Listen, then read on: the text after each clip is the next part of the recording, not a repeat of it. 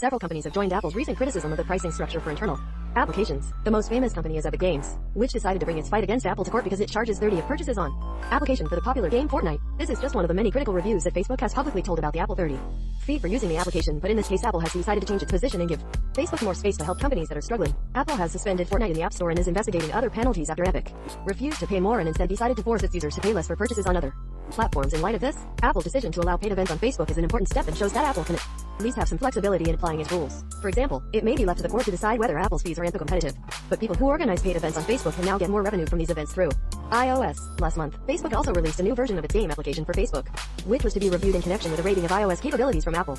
We have asked Apple to reduce their 30% duty in the App Store or allow us to offer Facebook pay so that we can cover the costs of companies struggling with VIDOC-19. At the time, Facebook insisted that they were against Apple's revenue approach, which meant that they had to pay Apple 30 of all funds raised by choosing for each event on the iOS device. Last month, Facebook introduced a new paid event option to provide another revenue opportunity for companies in the midst of the COVID-19 crisis and to replace the IRL feature.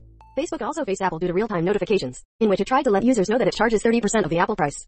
With the cancellation of the 30% fee, Epic says it will be able to better serve its audience for less, which will contribute to the growth and expansion of the company, which is limited by Apple policy. Any reason Apple abandons one case could potentially affect other programs seeking to implement similar programs, and Apple could lose billions of dollars if it goes too far in this area. As mentioned above, Facebook has also complained about Apple's approach on several fronts. The Epic argument is that Apple is no longer involved in these purchases, as the application is downloading, and the App Store no longer plays any role in the deal. For web and Android transactions in countries where we have introduced Facebook Pay, small businesses retain 100 of the revenue they receive from paid online events.